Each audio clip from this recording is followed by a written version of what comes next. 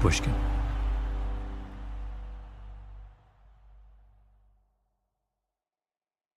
Yeah.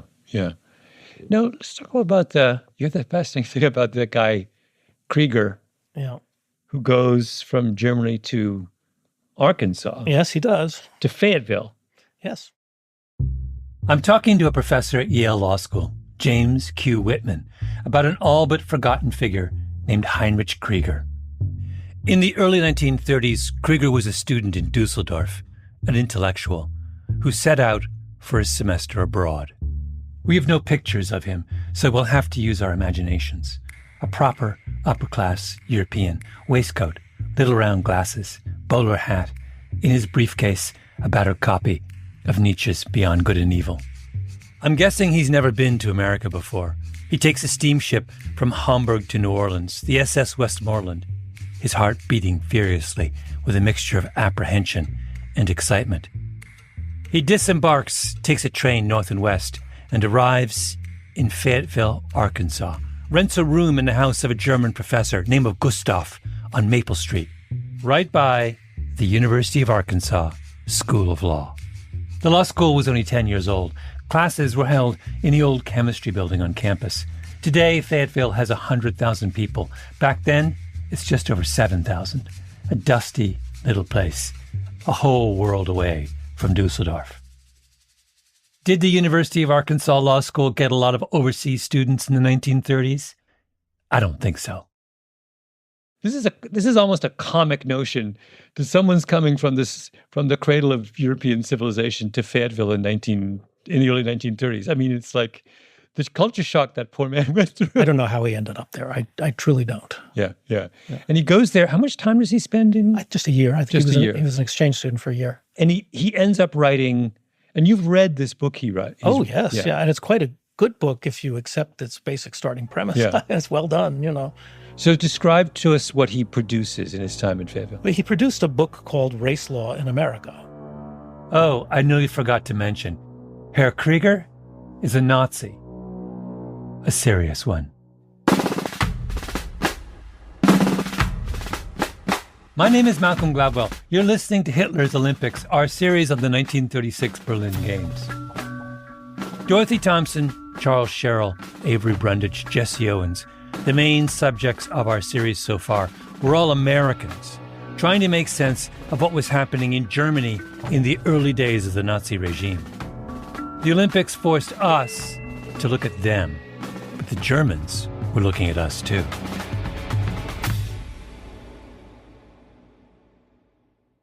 The bronze medalist in the men's 400 meters in Berlin was an American named Jimmy Luval.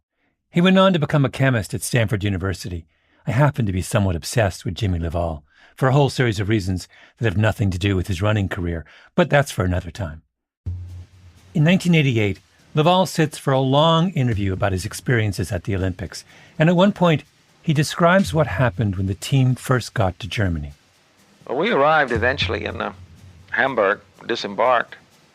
They took us up to the Rathaus and served us. Each of us had a small glass of 25-year-old port. Well, up to that time, I'd never realized how delightful a good wine could taste. This was excellent wine.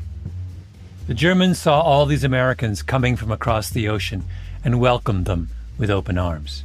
I mean, you heard all this rigmarole about Hitler, but certainly the German people were as nice as they could be. I had a German colonel invite me out to his home for dinner one night. I had dinner with he and his two daughters and his wife. Very pleasant. Two or three of us went along. We saw no sign of any intolerance of any type. No sign of any intolerance. Jimmy Luval was black. He was from Los Angeles, which in the 1930s was functionally as segregated as Birmingham. In Los Angeles, white people did not invite him to their houses for dinner or give him a glass of 25-year-old port. The runner who took gold in the 400 meters, Archie Williams, was also African-American, also from California. They took us out to this beautiful, looked like a country club, where the Olympic Village, where they had, was landscaped with beauty, and all the buildings were brand new. In fact, It later was to become what amounted to a military academy. And it was set up with the cottage-type barracks, and they had every country had its own dining hall. And since we had one of the largest teams, and we had all the goodies, all the foreign athletes wanted to be our friends immediately. And in addition to that, we had some kind of a card which allowed us to ride any transportation anywhere in Berlin free of charge. All you had to do was just show it to the conductor and sit down, and you could go wherever you wanted to. Sit down and go anywhere you wanted to. If you were black in Los Angeles in the 1930s, you couldn't even go to the beach. We got on the train to go to Berlin. We arrived in Berlin, and there was this mob of young people, with a lot of girls. Wo ist Jesse? Wo ist Jesse? Wo ist Jesse? Oh, yeah? Remember that Jesse had set 4 world records here in the United States that year. So they wanted to see him. Well, Jesse got off the train, and these little girls had scissors, and they started snipping off his clothes. You're kidding. I'm not kidding. It was wonderful. Now, how did Jesse respond to all that? Well, Jesse got back on the train as fast as he could. The Germans were fascinated with the black athletes. The Nazis were probably as obsessed with the way white Americans treated black people as Americans were with the way Nazis treated the Jews, because America had mastered a problem that the Nazis were desperately trying to solve for themselves. Remember Putzi, Hitler's Harvard-educated piano-playing PR guy? He set up Dorothy Thompson's 1931 interview with Hitler, where she concludes that Hitler's eyes have the peculiar shine which often distinguishes geniuses, alcoholics, and hysterics. After Thompson's article, Hitler refused all interviews with foreign journalists for about a year. But finally, Putzi convinced Hitler to sit down with Putzi's best friend from Harvard, a radio commentator from Wisconsin named H.V. Kaltenborn. Putzi and Kaltenborn did theater together in college. Putzi has his friend come to Hitler's chalet in the Bavarian Alps. It's August. The views are gorgeous. Hitler's laundry is flapping on the clothesline in the backyard. Putzi takes a picture of Hitler and his Harvard buddy standing next to each other on the porch. Hitler's all in black, looking very stern. Kaltenborn will later write, he dislikes talking to strangers. Instead of answering an interviewer's questions, he makes excited speeches, thus seeking to create for himself the atmosphere of the public meeting in which he is at home. Kaltenborn asks Hitler about the Jews. For a moment he bored into me with his clear blue eyes, which are his most attractive feature. People were always fixated on Hitler's eyes. You have a Monroe Doctrine for America, he roared at me. We believe in a Monroe Doctrine for Germany. You exclude any would-be immigrants you do not care to admit. You regulate their number. You demand that they come up to a certain physical standard. You insist that they bring in a certain amount of money. You examine them as to their political opinions. We demand the same right. We are concerned about any anti-German elements in our own country, and we demand the right to deal with them as we see fit. Hitler has never visited America. He doesn't even speak English. But here he is holding forth on the fine points of U.S. immigration law and foreign policy as first articulated by James Monroe in his 7th annual message to Congress in December 1823.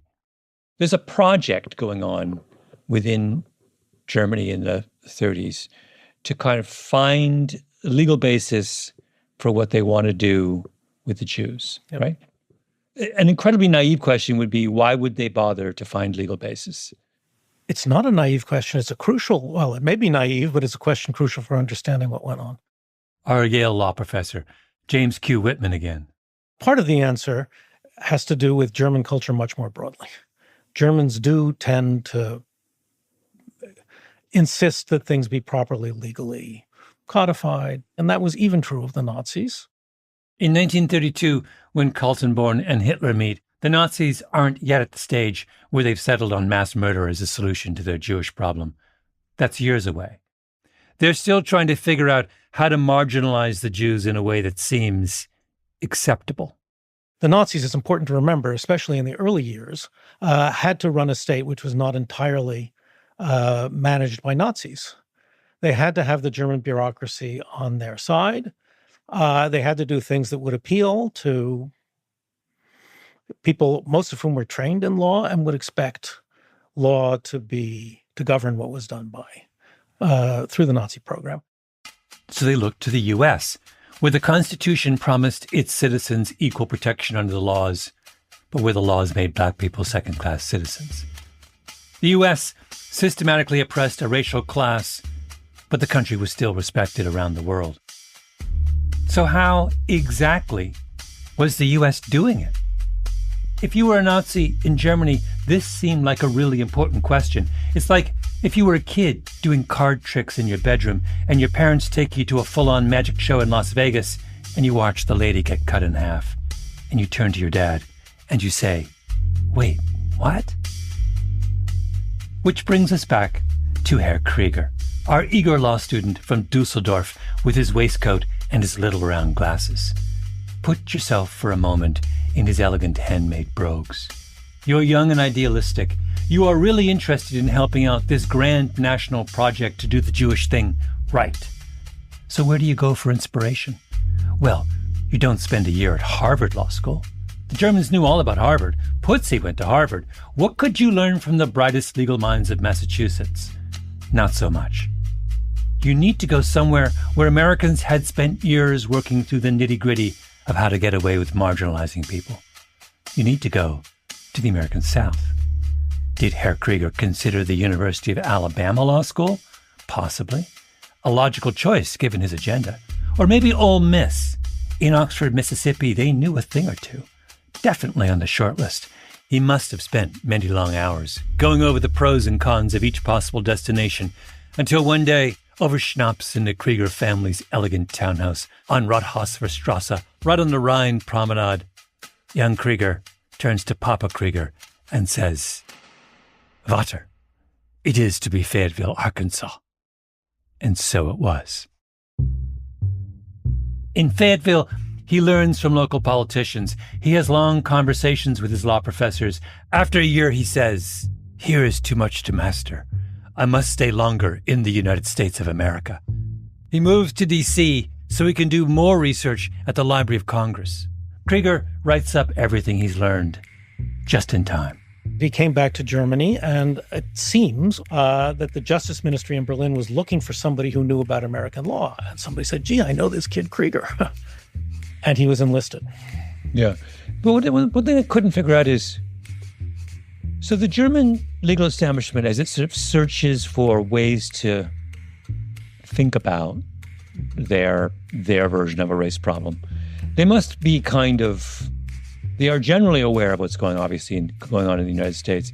But what Krieger is doing is he is giving them he's giving them a concrete picture of the range and diversity of legal strategies that Americans use. Absolutely, and done in a very sensitive way, a concrete and extensive picture of what's going on in the United States. You're perfectly right. There have been plenty of interest in American race law before that, but the knowledge was kind of scattershot. This was a much, much more systematic treatment. I mean, I hate to say it's not a fine book, but it's quite a well-done book. And what is Krieger's conclusion?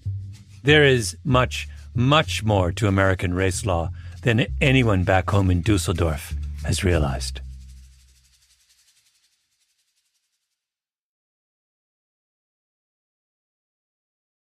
So imagine that there is this guy from Germany who comes over and whatever it is, 33 or 34. What is that man learning about the South? I think if he went to small towns and small communities, what he would find would be very, very complex, unexpected relationships that crossed racial lines, also crossed gender lines. Lisa Lindquist-Dorr is a historian at the University of Alabama and an expert on Jim Crow. I called Dorr because of a fascinating bit of research she did a couple years ago. She collected every example she could find of accusations of black-on-white rape in the state of Virginia between 1900 and 1960. She was interested in what happened to a black man during the high-water years of segregation if he was alleged to have sexually assaulted a white woman. Now, if you remember To Kill a Mockingbird, You'd assume that any black man accused of raping a white woman in the South ended up dead. But that's not what Lisa Lindquist Dorr finds. She looks at 288 cases. 17 of the accused are killed through extralegal violence. They're lynched. 50 are executed by the state. 48 people get sentenced to the maximum prison sentence. 52 get 5 years or less. But 121, 42%, the largest of all categories, are either acquitted, pardoned, or paroled. Take, for example, a 1931 case involving a black man in Norfolk, Virginia, named William Harper. A woman named Dorothy Skaggs, who was married to a sailor, left her home to go to a guitar lesson. And she later testified in court that while walking along the street, she was struck on the head, dragged into an alley, and raped by a black man. William Harper was arrested. He was identified. His trial was very predictable, and he was sentenced to death. And then the defense revealed new evidence. And he was given a new trial. And at the second trial, Harper produced 6 white witnesses who testified that on the night in question, Dorothy Skaggs was not on her way to a guitar lesson, but was at a roadhouse across state lines in North Carolina, drinking and dancing with a man who was not her husband. Harper was quickly acquitted, but the case was not over. Dorothy Skaggs and a white woman who corroborated her story of rape were brought to trial on charges of perjury. Both were initially convicted and sentenced to 5 years in prison, but both eventually were granted new trials and subsequently acquitted. So you almost... It's like a mess. It is, right. For the white men of Virginia, clearly, there are 3 separate considerations here. First, there's a black man who might have raped one of our own. That makes us really unhappy. But wait, she also cheated on her husband. That also makes us unhappy. And then, hold on, should we really make a practice of just out and out believing a woman who says she's been raped? Because once you start going down that road, I mean, God knows where that ends. If segregation was, if the foundation of it was simply white supremacy, it gives white men one card to play. But what you're describing is they have 2 cards they can play, and they can choose when they play them. And if it suits their interests, they can either use the male card or the white card. Right. And not only that, they always have the 2 cards, that even women who they claim an assault and they're believed in court and the guy goes to prison, if they do anything even subsequently, men can continue to play that men card and say, oh, now we don't believe her anymore. Look what she has done. She has behaved poorly. The point is that Jim Crow isn't really systematic. Not in Virginia or Arkansas or anywhere else. It's not some rigid set of rules. It's a jerry-built contraption with a million different exceptions and contradictions, which allows you to lynch the black guy when you want, or go the formal legal route and have him executed, or, if the whole thing feels a little too complicated, just blame the accuser. It is not so rigid and brutal that every instance of misbehavior causes a crackdown. And that's, in your mind, that's why it survives as long as it does. Right. It's flexible. And it can incorporate all kinds of relationships across racial, gender, class lines that might otherwise seem to violate the rules. What is it that allows the South to construct this kind of flexible, resilient? I mean, you know, I'm thinking back to our German who comes over to the South. When our German goes home, much of what he reports, the Nazis find shocking. And the thing they find shocking is the very thing you're describing, that they think what they need to have is a very clear, consistent rule, which they follow to the letter. And what they can't get over is this idea that it's just kind of discretionary. It appalls their legal minds. Oh, I'm sure. So I was just curious, how did they get there? Is it because their world was so messy that they had to accommodate that messiness? I suspect so, because whites don't want to lose all the benefits they get from African Americans, whether it's buying their stuff or having them work in their houses or on their farms. White Southerners very much want to be able to benefit from and profit from system based on white supremacy. And yet to do that, it's going to incorporate all sorts of interactions all the time in their daily lives that are often incidental, very difficult to police. This is what Heinrich Krieger reads about in the law library at the University of Arkansas, and then later at the Library of Congress. He reads court cases, state constitutions, and criminal codes. He may well have read about that William Harper case. It was all over the newspapers. What's the right word to describe the way he makes sense of what he finds in that year in Fayetteville? Is it surprise? Is it shock? Yeah, that's a great question. It's very hard to read him because on the one hand, he shows a certain level of admiration and support for what he sees in the United States. That is to say, a racial awareness that he detects in the South. Like, people know we are white. We know that there are racial others. We have to deal with it. But he's also strangely disgusted with the way the United States handles it. I'm talking to the historian Jonathan Weisen, another of the scholars fascinated by Heinrich Krieger's time in the South. On the one hand, he's approving, and on the other hand, he's surprised by the violence. Krieger is appalled by lynch mobs, but he's a Nazi. It's not the racial violence that bothers him. The thing about lynching that he can't take is that it's so messy and disorganized. What are the rules? It's hard to pin him down because he has a whole range of emotions that I think capture the general German view. The Americans are so violent. How could they be doing this? So he's really intrigued by this disconnect between how close Americans are to kind of acting on their racial impulses, but how badly they're doing it. And so it's a strange mixture of disgust, surprise, support, dismissal. It's a fascinating and puzzling read in that regard. Yeah. He agrees with America in theory, but disagrees in practice. Absolutely. Krieger actually writes an article on that for the George Washington University Law Review about the way the U.S. handles Native Americans. And if you ask Krieger to sum up what he concluded in that article, he would have said, "Lass mich nicht anfangen." Don't get me started. The Olympics are this chance, like this moment where the whole world is put into dialogue in some way with Nazi Germany before it's just painfully obvious what they're going to be. I'm talking to Ben Nadaf Hafrey, my partner in this series on Hitler's Olympics. Midway through, Ben and I realized that we weren't all that interested in what happened at the Olympic Games, who won what, and all that. We were interested in what was going on around the Olympic Games, the contortions the Americans had to go through to justify going to Berlin at all. And Krieger's time in Arkansas is just a flip side of what we've been exploring all along. Almost every episode we have is about an encounter between a German and an American. And the kind of complicated, tangled ways in which each party strives to make sense of what happened or make sense of the other. And it's a hugely important moment for the U.S. and Germany because the U.S. is the ascendant power in the world, and Germany is at a moment in its history when it desperately wants to be the other, right? The other great superpower. And I think that's what we're describing here.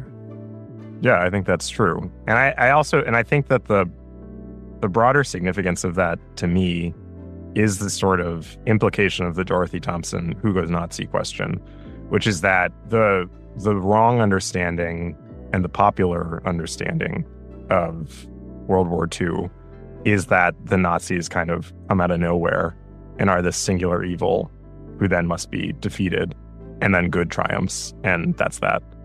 And of course, it's not the case. I mean, they are profoundly evil, but they're not actually that singular, and neither is the fascist impulse. Lass mich nicht anfangen. Don't get me started.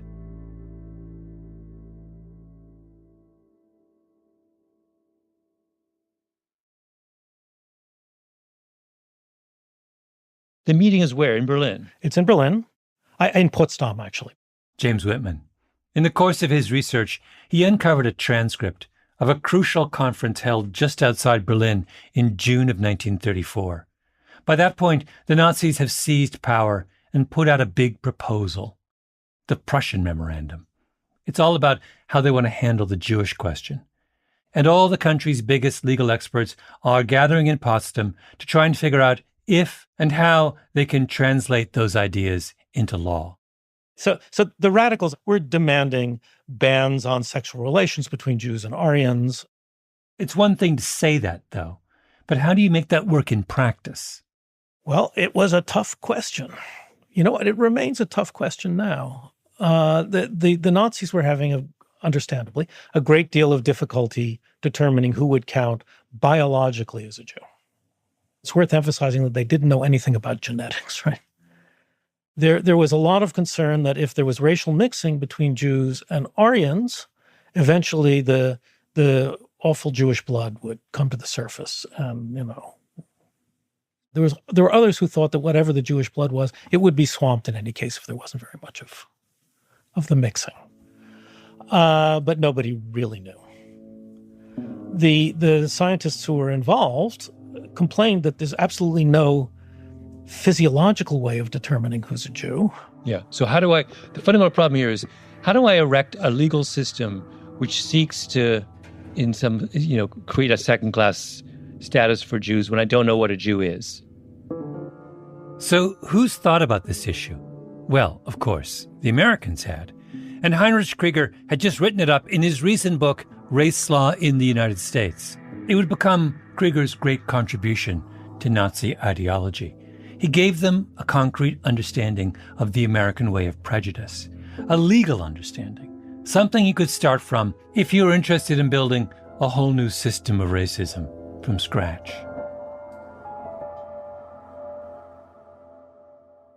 The main difficulty that the Nazis faced in trying to create a new race law was that all of the traditions of European criminal law jurisprudence insisted that you had to abide by a norm of what we call formal equality. That is, you just speak of the defendant and the state, party the first part, party the second part, but there's no room from their point of view in specifying characteristics of the individuals, including specifying their membership in a particular race. And that was the rule all through the world, but Americans didn't care. Then the Nazis had to make sense of all the ways Americans banned interracial marriage and sex. So there were many, many anti-miscegenation statutes. And the anti-miscegenation statutes took a huge variety of views on who counted as a member of whatever race. The most extreme view, of course, was the notorious one-drop rule. Mm-hmm. Among those states that used the one-drop standard, meaning even a single black ancestor made you count as black, was Arkansas. Maybe that's why Heinrich Krieger ended up in Fayetteville. You can bet he had many late-night conversations about it in some Fayetteville dive bar.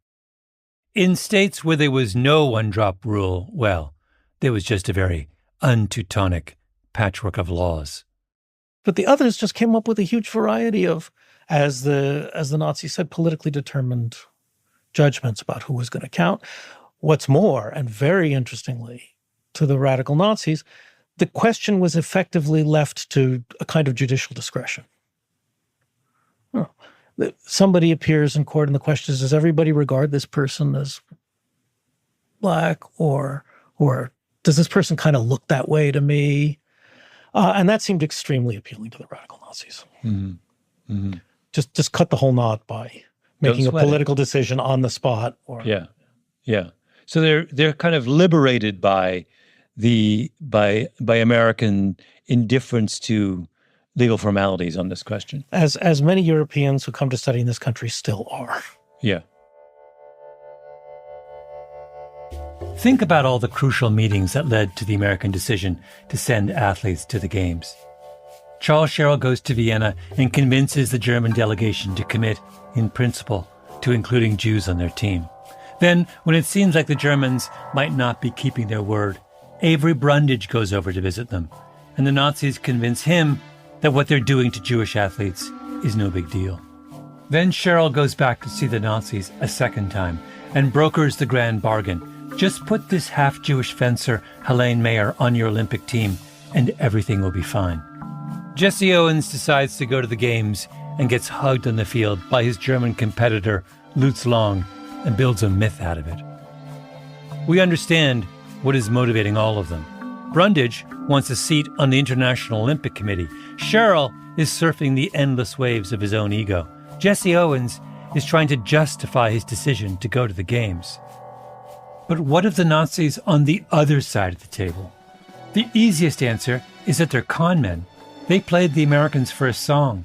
They meet Cheryl and Brundage and say to themselves, "Oh my God, these guys are children, puppets." But I don't think that's right. The Nazis aren't rolling their eyes at the Americans. They're learning from them. The Germans look at Jesse Owens and Jimmy LaValle and Archie Williams and all the other black athletes and they say, they came. After all you put them through, you get to bask in the glory of their success without having to treat them like human beings. So this whole audacious project we're launching, where we want to take a portion of our population and treat them like second-class citizens and still also win the respect of the world, be crowned a superpower. Maybe it's possible. Maybe we don't even need some kind of principled justification, some set of reasoned out laws. Maybe we can just make it up as we go along. The modern Olympics were created to bring cultures together, to promote international understanding, and Berlin may be the platonic ideal of that because it's where the Germans learned to think like Americans. Although there were some limits. These Germans, even quite serious Nazis, were quite alarmed to learn about the one-drop rule. They were indeed, as they described it, as inhumane. How can you possibly visit all this discrimination on someone who just somewhere way back in the ancestry had some, little bit of a drop of Jewish blood? But I mean, this is like one of those insane moments where I'm just curious, when you were reading this and you come across those moments where even the Nazis are taken aback by what's going on, what's your reaction?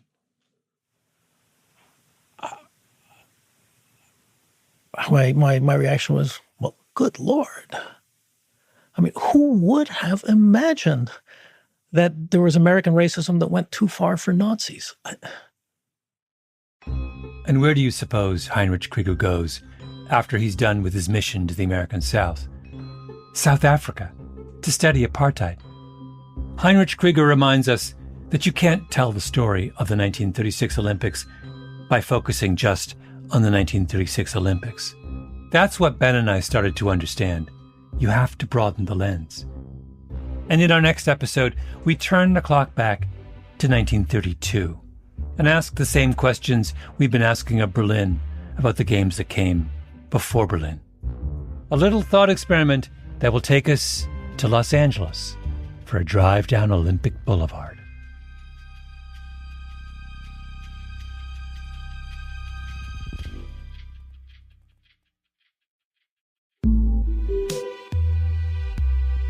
Revisionist History is produced by Ben Nadaf Hafri, Tali Emlin, and Nina Bird Lawrence.